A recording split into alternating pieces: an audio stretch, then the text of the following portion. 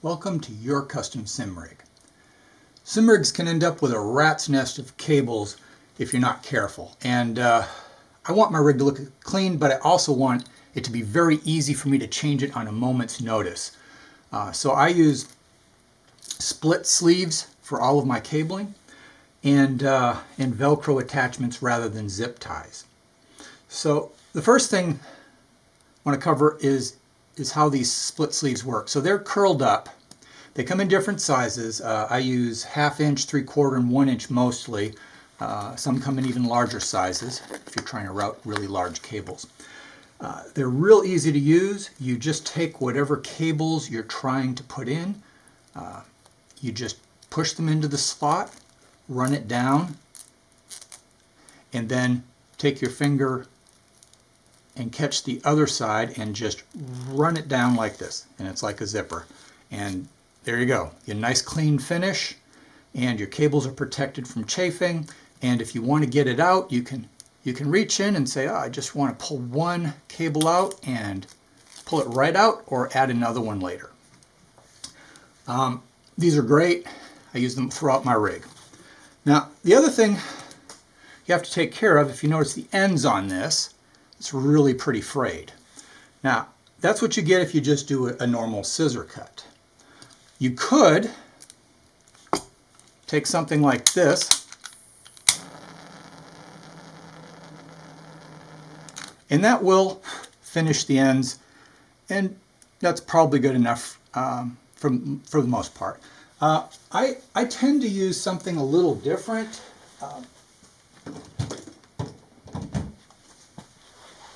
I prefer to use a hut cutter. Now, a hut knife, it's very simple to use. You just slice through your sheathing like butter.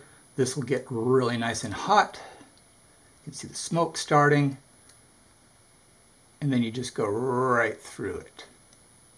And that's it. So now you've got a nice clean cut. And that's a lot prettier looking than even what you get using a lighter, but I use that for my rig, so something to consider. These knives work really well. All right, so you've got your cable stowed nice and neatly inside of some split sheathing, and now you want to put it on your rig. Now, if you get the cable tie connectors, like if you ordered say a SimLab rig, these things work really well.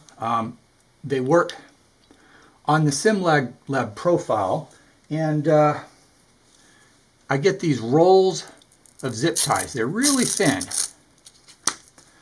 And what you do is just start it through the hole here, pull it through, and then this little thing to pop out here. And you figure out what size you want it to be. So let's say you're going to be running this through it.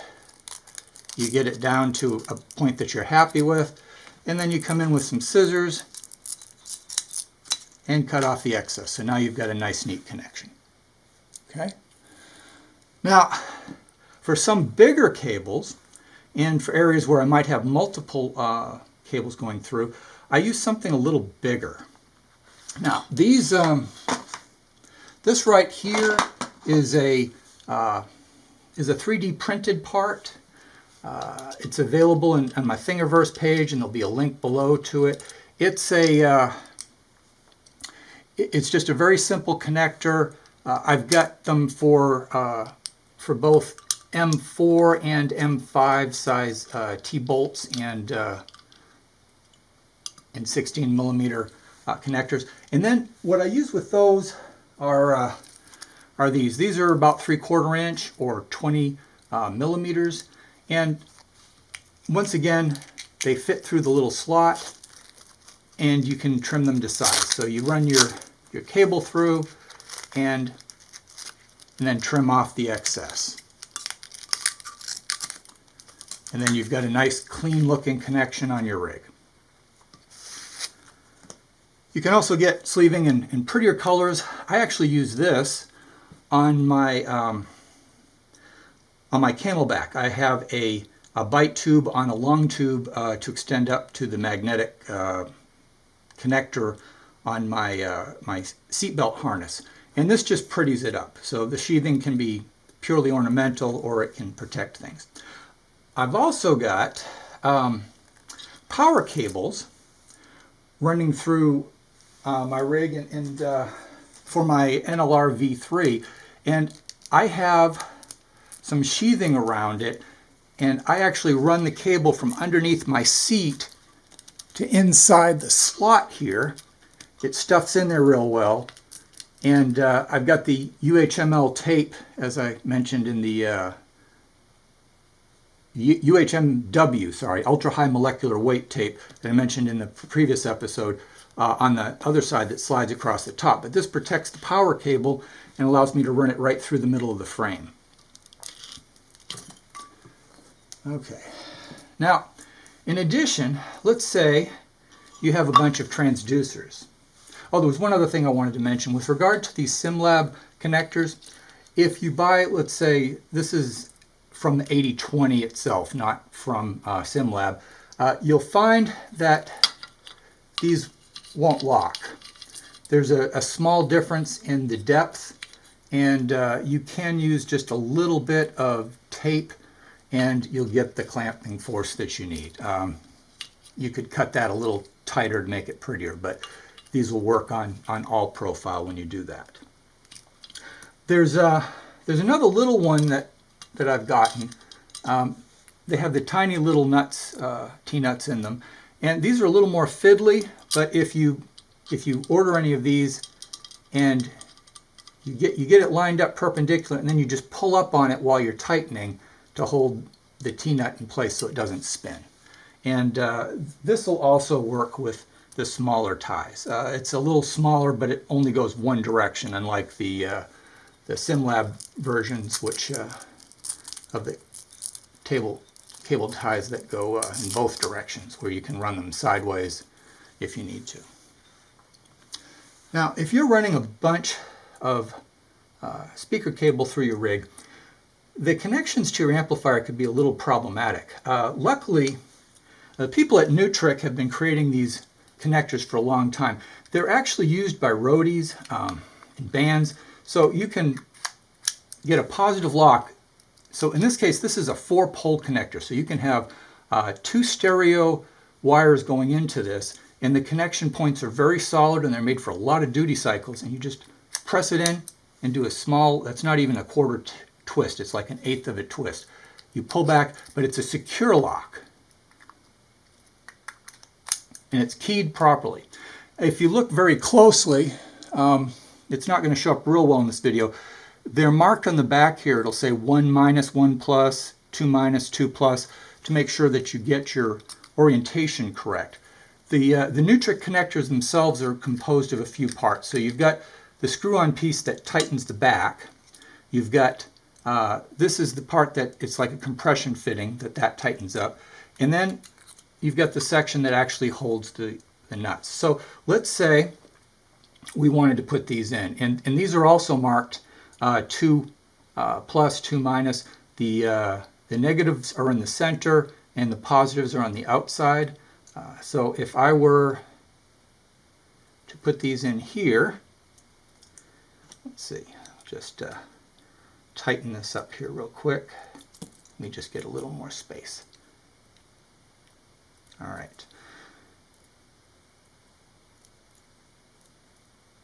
I'll just do one at a time. So they've got little Phillips head connectors in here, and they'll hold your speaker wire in place nicely there. They've got spring-loaded internal connectors.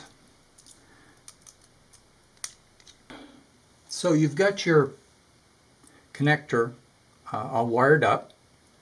This is for one pair of transducer cables. You have to, I'm going to assume this is a longer length. There's a split in this, and you can feed the wires through like that if they're already run and they're a pretty long length. So you push that in here. You run, well, before you run anything through, you have to put your end cap on. Then you run your well, you already have your wires in the cable at this point. So then this is keyed, and you'll slide this, rotate it around until it goes all the way through. Then the compression ring goes in here. It's also keyed. It'll fit in a certain spot. And then run the sheathing right up to the conical section here, and then tighten this. And what this will do is it'll create a nice compression fitting that's going to hold the wire in place and keep the you can get the thread started. Here we go. So this will give you a nice solid connection, and you should not have to worry about that. Now, in terms of mounting these on your rigs, I've got another 3D printable part that's available on Thingiverse. I made this specifically for the 2-pole and the 4-pole plugs. It takes an M8 by 16 bevel head bolt so that it's not in the way of the wiring, and just capture that with an M8 T-nut.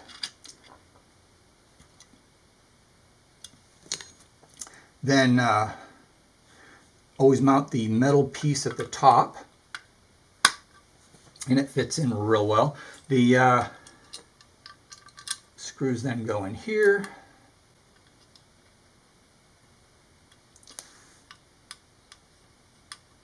And there you go. You now have a mount on your rig with a nice finished connection, and it's quick release. So if you had a mobile rig like mine, it makes it really easy to disconnect your plugs. In the case of my rig, I'm also using something a little bigger. This is a Neutrik 8-pole connector, and as you can see inside of it, there are 4 sets of stereo connections. So that runs all 4 transducers that are on my rig. It works the same as the 4-pole. I also have a Thingiverse file for the 8-pole mount if you're interested in having that. So from my transducer amplifier, a Behringer NX4 6000, I have this single connector. I plug it into my rig, and I've got 4 transducers for tactile feedback. Now, in terms of cleaning up the wiring on your rig, there are a lot of different things that you can do. So first, you want to route them and hide them through some kind of a sheathing. Second of all, you can avoid some of the mess just by getting the right size cable. So if you look at this, is a very small connector, right? And it only has to reach from here to here. So my flight pedals have this little dedicated connection. It's clean, and I don't need to worry about it. The same thing goes for power cables. So my SC2 Pro has 2 power supplies in it, and you can see there's a cable running through here, and it's just long enough to reach to the power strip, so I don't have a whole lot of extra power cable dangling around. I don't want any. In the case of how my system comes apart, I'm using the 4-pole connector for the 2 transducers under my pedal deck, so this is just a quick release, and then I can take off my sim racing pedal deck. Another thing you might think about, if you've got a pile of USB connectors, you might even want to label them. So you can see here's the SC2, the NLR V3. They each have a spot, and if I'm ever looking for cables, I'll at least know what they are, so they're not just a bunch of generic cables. I just use a simple little label machine to print them out, and it takes care of everything. It's not very visible in here, but I've got a small area where I'm coiling up the excess USB cables. There's 2 spools in here. I wind things up, and then there's little guide fingers, and then I fan out the USB cables to the USB hub. So that also cleans up a mess and keeps me from just having a bunch of coiled wires all spun up. power cables going in. It has a USB cable going here. Actually, that's the the emergency brake. And then I've got a 12-volt connector going into my button box and a USB going into it. But you can see it all just very neatly fits right in there. Another example of sleeving is right here. And you can see how I've got my USB connector that my steering wheel connects to. I've got a sequential cable coming in here. I've actually got different sizes of I've got a 3/4 going into a 1-inch, and I've got the handbrake coming in here, the H pattern coming in down there, and then a speaker wire at the very bottom.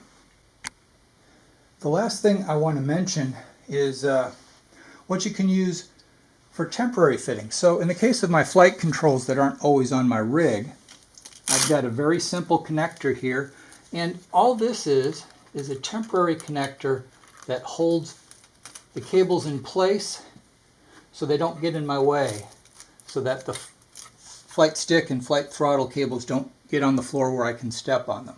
And then I run them through the slot over to the USB hub. So I very quickly can just hook them down, run them up, plug them in, and I'm ready to go. That's about all I've got for now. So until next time.